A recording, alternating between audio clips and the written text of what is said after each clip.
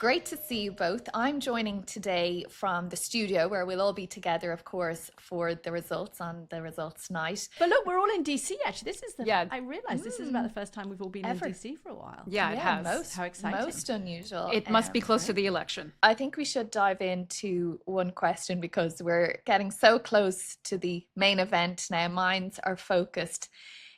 It's so close, it's so tight. Is it even possible, do you guys think, to tell whether Harris or Trump is in the lead or who's going to edge it on the day? If either of us knew that for sure, somebody would be offering us an awful lot of money from either the Trump or the Harris campaigns, I suspect, because my sense, speaking to both the campaigns, and you guys do too at the moment, and looking at the public polls, is that nobody really knows. I mean, nobody...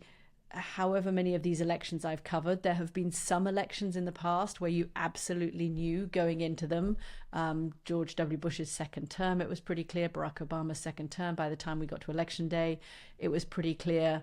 I would say that this one, the internal feeling pretty much mirrors what the public polling is. I mean, they've got a little bit better data in the campaigns because they poll bigger groups of people, so those internal numbers are a sort of broader sampling, but I don't have, and the Trump campaign is expressing an enormous amount of confidence that they are going to have a clean sweep of all the battleground states, but when you push them a little bit harder, most people around the Trump campaign and most people around the Harris campaign say this is really tight, that what they are seeing internally pretty much mirrors what they're seeing externally. Is that what you're hearing? Yeah, and I think as well... It's not a very satisfying answer, I'm sorry. No, but it is. I mean, it's where we're at this far out, right? Or this close. But I think there's two big issues as well that the campaigns or the external polling just can't pick up on. One is young people, first-time voters, college students, and so on. They're not being captured by any kind of pollsters, no matter how good they are. So we don't know what's happening. We don't know whether energy that you see on Instagram and or honestly, TikTok if videos... they were captured, would they actually still go out and vote? I mean, you know, they've got an exam paper or they've got a job to get to or a million other things. Or Exactly. And that's, I mean, we saw Barack Obama at the University of Arizona Tucson campus last week, really, trying hard, and they're going after students a lot, especially in those battleground states where the margins were so tiny the last time. So that's one category of people who, aren't a monolith, will vote in all kinds of directions, may vote for third-party candidates, may vote for Justine in some places. I'm hearing that quite a lot, Caitríona. Are you? Yeah. I am hearing young people say they fed up with the whole system. Absolutely. So that's one category. And the second category then are Republican women who will not tell a pollster, will not tell anyone in their family, won't tell their priest, their pastor, will take it to their grave, but who will vote for Kamala Harris. And that is a completely known element that, again, can't be captured by anyone. But I think the Harris campaign are really relying on those people being the ones that will carry her over the line. Yeah, Caitríona, that's a really interesting point. And I think that's where the Democrats right now, if you talk to campaign strategists, they're really hopeful that, that is going to be the case on election night, that you have women who say they don't know who they're voting for or are perhaps in conservative families will actually go to the ballot box and vote for Kamala Harris. On the other hand, of course, we don't know if there is this contingent like we saw in 2016 of people who have said that they don't know who they're voting for and they'll go into the ballot box and vote for Donald Trump. That's also very, very possible. And I think that's something that we have to take into account. And that's why I think the most frustrating aspect for me right now is just not knowing how to read the polls, or if there is this kind of silent aspect of the polls that we're not capturing. And if you look at the latest polls from Marist, and I mean, I don't know how you guys feel about this, but there haven't been that many quality polls on the battleground states that have been released in the last few weeks. And that makes it all the more difficult to see what's actually moving in those states. And the amazing thing is how little it's moved, right? I mean, think of all the incredible things that have happened in the last 3 months and how little the polls have moved. I mean, ever since she kind of drew neck and neck or kind of made up Biden's, it just hasn't changed. Okay, so I have a question for you two, which is I've been wondering about. The Trump people sound confident, right? I mean, I've had Trump people saying this is going to be a blowout and they're going to take all 7 battleground states.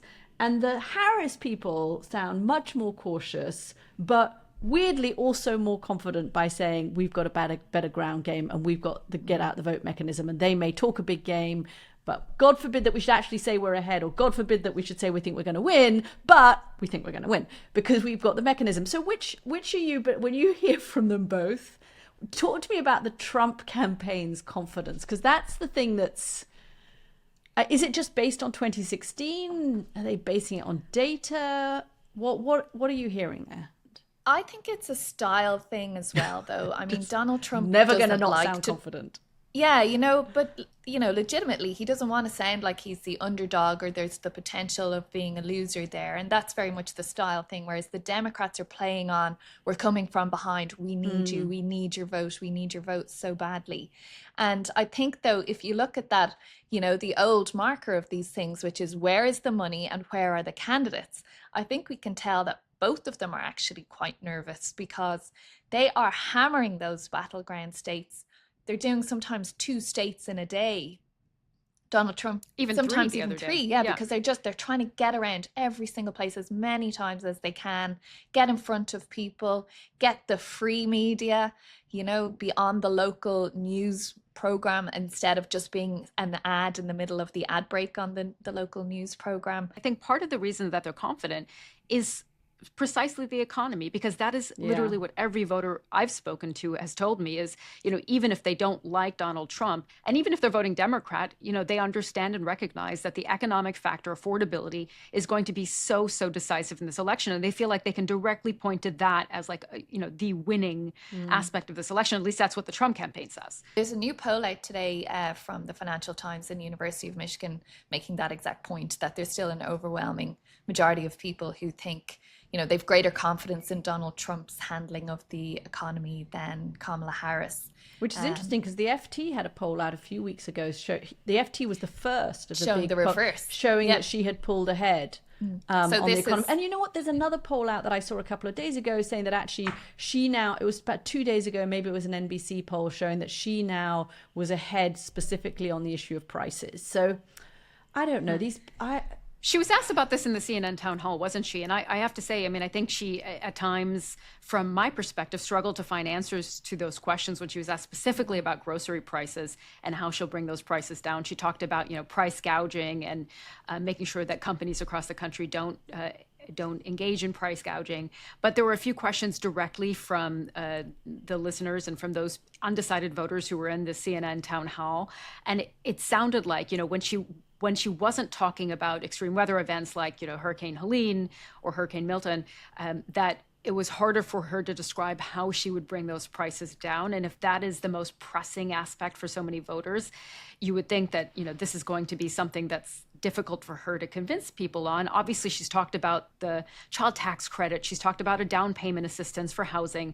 She's talked about a tax cut, but she was asked specifically by Anderson Cooper, the host as well, does that mean that for, people who earn $500,000, $600,000, that they would then pay more taxes? And obviously, it's hard to say. Obviously, it's complex. We're talking about tax code. It's so complex. But, there wasn't necessarily that direct answer on that question either. Yeah. On the thing of confidence, another thing that I keep hearing about, and I finally got out and did some reporting. You two have spent I feel like a complete fraud, by the way, because you guys have been out the whole time on the battlefield, and I think I finally got Katty, out. Nobody thinks you're fraud, don't worry. This is like, I've been sitting in Washington calling people. But anyway, I did go out to Pennsylvania, and I joined somebody who was volunteering with the campaign on Saturday, and jumped on they were on the campaign bus, and it was interesting listening to how they prepare people for this. So first of all, the Harris campaign says they've had 250,000 volunteers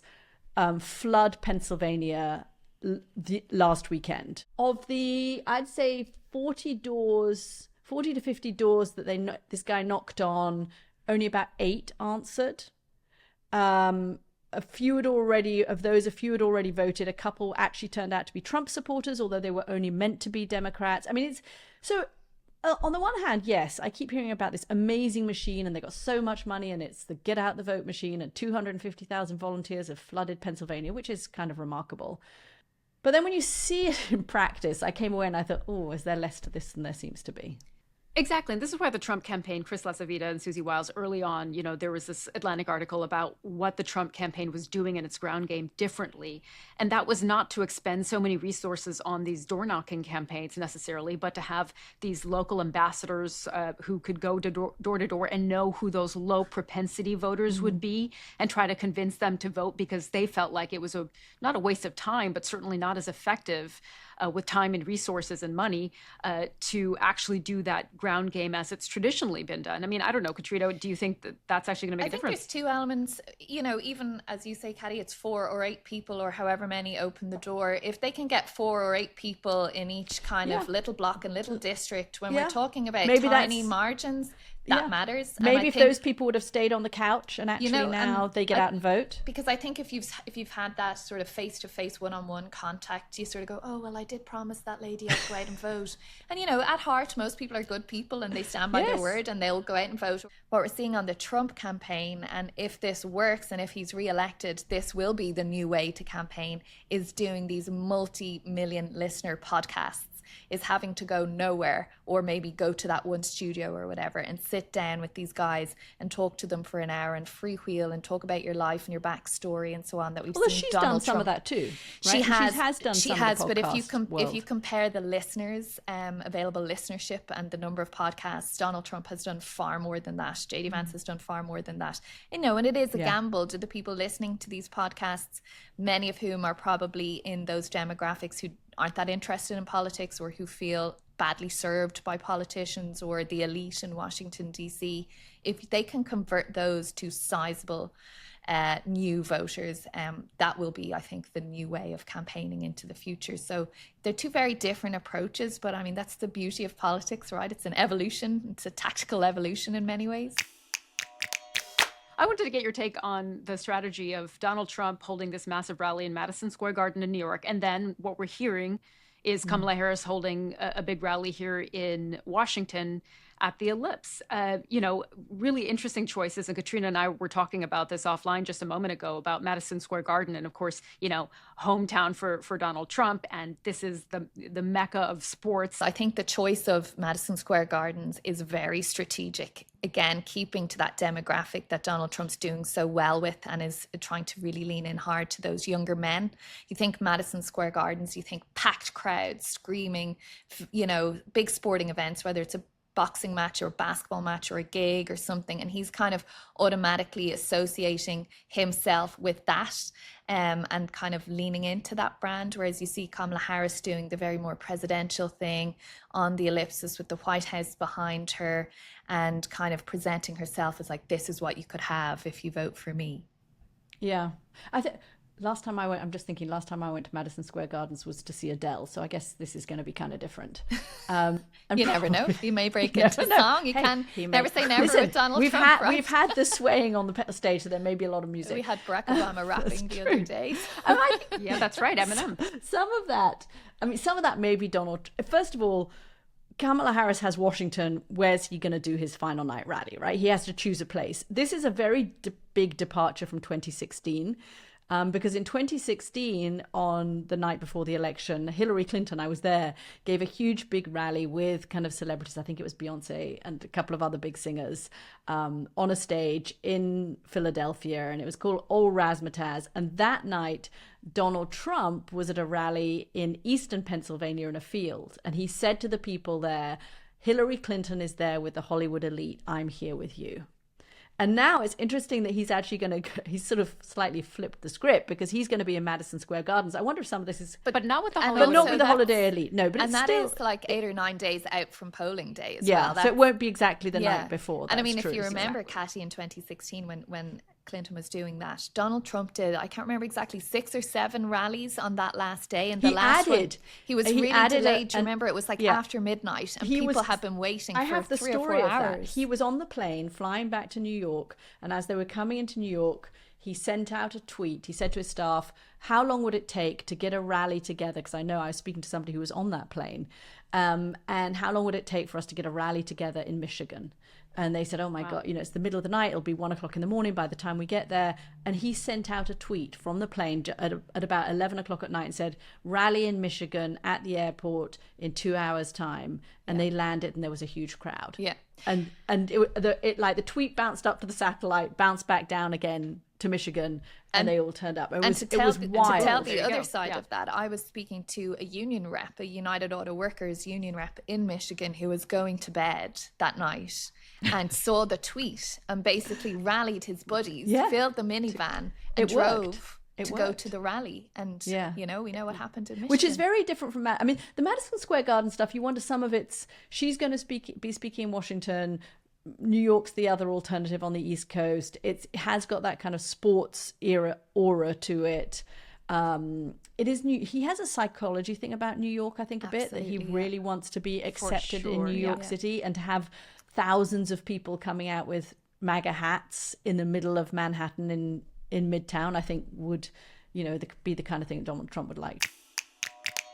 Is there anything in the next 12 days, do you think, that can still move the needle? And that could tell us who's going to win this thing? So I would say that I don't think it's going to happen. Actually, I'm certain it won't happen, but a ceasefire in Gaza could absolutely have, a massive impact on how people in Michigan were to vote. We've talked on this podcast as well before about the Arab American, Muslim American community, and Caitríona, you were with them in Michigan. And I was just seeing on the BBC channel yesterday a really interesting interview that was done with a young woman in Michigan who is voting for Donald Trump. She's with the Arab American community there, and she said that it's not only about, making sure that Kamala Harris doesn't win by voting for a third-party candidate like Jill Stein, but actually sending a direct message to Kamala Harris that she understands that she's been part and parcel of this administration's policy in, as she has put it, aiding genocide in the Middle East. And so, there is pretty much no chance, as we know, before the election that we could actually see some sort of agreement. But I do think that if there were to be, let's say, an agreement, at least a temporary ceasefire, that could be something that would help Kamala Harris quite a bit, because as we saw in that town hall with CNN as well. Would those voters, like the people you spoke to, would they, if there were a ceasefire between now and election day, you think they would say, oh, okay, I feel, even though I was so angry about my tax dollars going on the American military budget, I think you're right, Katty. They would not change their view, because those voters that I spoke to in Michigan who were so against Kamala Harris and the Democrats, because I asked them that, I was like, if there is a ceasefire, does that mean, everything's fine and, she gets your vote again? And they were quite fundamental in saying no to that, because they feel so badly let down. They feel for over a year now, they've been saying this has to stop. We have to do something. Our tax-paying dollars cannot be going to fund what Israel is doing in this way. And they feel so let down. And they said to me, and this was a couple of weeks ago, so a little further out than even we are now, if there was a ceasefire at that point, agreeing to something and being put into action are two very different things as well. And they were concerned about the follow through on that. Right. And it was all about sending a message to the Democratic Party. Don't take us for granted. We are voters here. We are born in this country. We pay our taxes here. Don't take us for granted. We are all under your umbrella, and you have to take account of everyone's viewpoints. And we also have concerns about healthcare, about education, about the economy, and about how our money is spent. And those things would still be there, ceasefire or no ceasefire. What else could there be then? Any other ideas? Sticking with the Middle East, I think were there to be, and obviously we hope this does not happen, but were there to be some major attack on American troops in the region there, and something that it really brought home to American people here what their military is doing, and kind of presenting President Biden with some kind of very awful decision to make about retaliation and so on, that would actually probably benefit Donald Trump, bizarrely, because he's going so hard on this message about how there were no wars under my time and I'm the strong man and I can deal with these guys in a way that Joe Biden couldn't. And, again, I say hopefully that does not happen for many, many reasons, but I think that could be something that would make a difference. What about domestically? I mean, my sense, as you were saying, Katty, is that there doesn't seem to be anything right now that would move the needle in terms of how voters feel. I think that's generally true. I mean, I do think some kind of terrorist attack, some kind of security incident involving Americans or American forces abroad, and I agree with you, Caitríona, all of that would play to Donald Trump's strengths. I mean, it was interesting. One of these voters I listened to up in York, Pennsylvania, was pretty adamant, saying exactly that, you know, he couldn't vote for Kamala Harris because foreign leaders wouldn't look up to her as a woman, that you couldn't have a woman commander in chief. I mean, he was completely open about it. So I think there is that swing of the electorate. I mean, he was already going to vote for Trump, but I think there might be some people who are a little on the fence, who are still looking for a reason, who don't like Donald Trump very much, but are still looking for a reason to vote for Kamala Harris. I think you could have obviously a health incident, obviously something we don't want to happen as well, but I think some kind of a health incident, some kind of another, the assassination attempts against Donald Trump didn't move the needle very much, but were either candidate to have a big health incident, that could make a difference. Either side, right? I mean, were she to do as Hillary Clinton did famously at the kind of 9/11 memorial in 2016, and she fainted, and actually it turned out she had mild pneumonia, I think. And she passed out, and that was also very damaging for her candidacy. It played into this idea that she's not strong. One thing that is happening that may help Kamala Harris a little bit is that, I don't know if you've noticed this, but gas prices are coming down around the country. And they're quite low at the moment. I mean, I filled up my car in Virginia last weekend. A couple of weekends ago, I was paying $4.70-ish a gallon, and then this weekend it was down to $3.20. But grocery prices have not. Grocery and prices something have that not, and rents. And actually, the really bigger thing is hard. rents. I think, housing. especially in a state like Nevada, where rents have been such a big issue for people. Arizona as well. Phoenix has a big rent crisis, as you know, Caitríona. You were just down there. I mean, several of the swing states, but particularly those swing states where a lot of people have moved in and crowded out the rental market, and both of those two, and Georgia to a lesser extent, have had a lot of influx of people, which has affected the housing market. Otherwise, I agree with you, Sumi. I just don't see very much. I think we're locked into this race. This is the state of the race, and it will come down to the getting out the vote. Whether the Harris campaigns get out the vote machine and money is as good as they believe it is, and whether Donald Trump, being this unique figure, overcomes the tradition of young men not voting in proportionately high numbers in American society, in American history. That sounds like a really uninspiring way to end this. No, it's no. I don't know. I mean, we've run through all the possibles. I think, right? I think it's, you know, we keep hearing from the campaigns that it's turnout, and that is what it is. You know, at this point, we always talk about elections in terms of the candidates trying to win hearts and minds, but now they're very firmly trying to win hands and feet. They're trying to get people to physically go to the polling centres on election day and cast their vote, or get out their postal votes now and fill it in and mail it off. And it's about how many people each of them can energize and commit to voting as well. And I think that's why we're seeing this crisscrossing, these podcasts, all the famous people, as much kind of extra social media content as they can generate. And to bring it full circle, I mean, in these last 2 weeks, Caitríona, your point about young voters, I have a lot of young cousins who are kind of in the 20 to 25-year-old range, some of them on both sides of the aisle in terms of their voting preferences. And I've talked to quite a few of them, and they are in swing states and non-swing states, and many of their friends are not going to vote.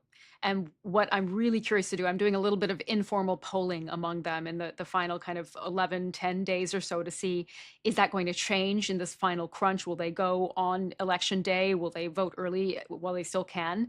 But, you know, the politically minded of them are trying to convince the others to at least go vote, whoever they're voting for. But I'm really curious to see, you know, when we talk about getting people off the couch and to the ballot box, people always accuse young people of not being politically engaged. I have seen so many young activists who are extremely engaged, and yet, you know, anecdotally again, you know, within my family, hearing about people who are not voting, I'm just going to keep asking them every day, are you changing your mind? Are you going to go vote? Because again, that youth vote is going to be so critical. All right. Yeah. Well, we're nearly there. Okay, thanks for watching, everybody. We will see you next week. Okay. Bye. Bye, guys. Bye, guys.